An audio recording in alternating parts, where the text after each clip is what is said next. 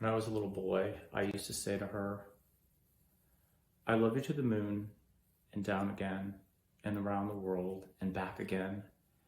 And she used to say to me, I love you to the sun and down again and around the stars and back again. Do you remember, Mom? I used to think, wow, I love Mom and Mom loves me. And what could go wrong? What went wrong, Mom? I love you. You love me. And what went wrong? She lied to me. She lied and lied and lied and lied. Archie said, I love you.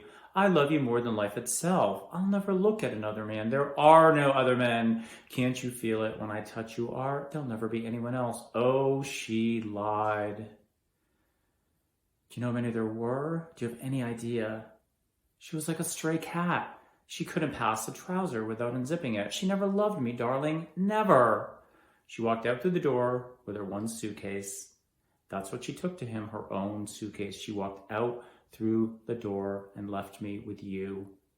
She never loved me. I fear there can be no possible doubt about the matter. This afternoon, during my temporary absence in London, on an important question of romance, he obtained admission to my house by means of false pretense of being my brother.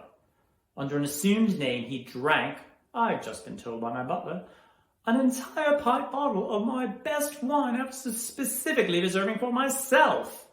Continuing his disgraceful deception, he succeeded in alienating the affections of my only ward. He subsequently stayed for tea and devoured every single muffin. And what makes his conduct all the more heartless is that he was perfectly well aware from the first that I have no brother, I never had a brother, and I don't intend to have a brother, not even of any kind. I distinctly told him so, myself, yesterday afternoon. So, a bit much? Rudy, remember a few years ago, a journalist at a press event accused us of getting old? Remember that? He said we had outlived our days at the racing division in favor of producing boring passenger cars. We were winners! Don't forget that. So what do you think? In my spare time, evenings, from the factory, quite far along as you saw today, but it's not perfect. You want to pitch it? How much does your life weigh? Imagine for a second that you're carrying a backpack. I want you to feel the straps on your shoulders. Feel them? Now I want you to pack it with all of the stuff that you have in your life. You start with the little things. The things on shelves and in drawers, the knickknacks, the collectibles. Feel the weight as that adds up. Then you start adding larger stuff.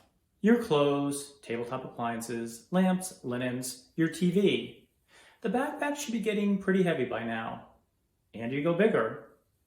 Your couch, bed, your kitchen table, stuff it all in there. Your car, get it in there. Your home, whether it's a studio apartment or a 2-bedroom house. I want you to stuff it all into that backpack. Now try to walk. It's kind of hard, isn't it? This is what we do to ourselves on a daily basis. We weigh ourselves down until we can't even move. And make no mistake, moving is living. Now I'm going to set that backpack on fire. What do you want to take out of it? What do you want to take out of it? Photos? Photos are for people who can't remember. Drink some ginkgo and let the photos burn. In fact, let everything burn and imagine waking up tomorrow with nothing. It's kind of exhilarating, isn't it? That is how I approach every day. I don't know you. Why are we just now meeting? Using language like this should have warranted a visit to me years ago. This is foul. Someone with such an extensive vocabulary shouldn't be stooping to such vituperations. Wipe that smile off your face. I don't tolerate this kind of language. If I find out you've used a word like this in my school again, it'll be your last. This isn't one of those creative hippie schools where teachers are called by their first name, parents help out in the classroom, and students are partners in learning. You get sent here once more, and you're out on your ass. Get me? Think very carefully before speaking. Detention. Tomorrow. After school.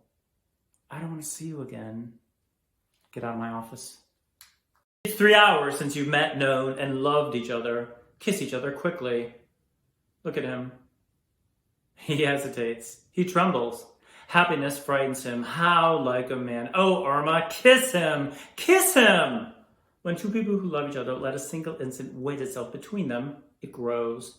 It becomes a month, a year, a century. It becomes too late. Kiss him, Irma. Kiss him while there's still time. Or in a moment, his hair will be white and will be another madwoman in Paris. As I understand, you have some documents you'd like me to review. Please be seated. Everything is perfectly in order. Without question, Mr. Stafford is the legal and lawful owner of Tom Lexington Sr.'s slaves. The slaves and their offspring were included in the sale of the plantation.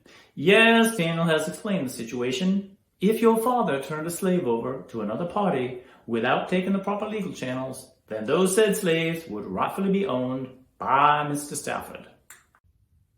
I've been on to you from the start. Not once did you pull any wool over this boy's eyes. You come in here and sprinkle the place with powder and spray perfume and cover the light bulb with a paper lantern, and lo and behold, the place is turned into Egypt, and you are the queen of the Nile, sitting on your throne and swilling down my liquor. I say, ha, ha! You hear me? Ha, ha, ha! Oh, heavens! How I long for a little ordinary human enthusiasm. That's all. I want to hear a warm, thrilling voice cry out, Hallelujah, hallelujah, I'm alive. I have an idea. Let's have a little game. Let's pretend that we're human beings and that we're actually alive. Just for a little while. What do you say?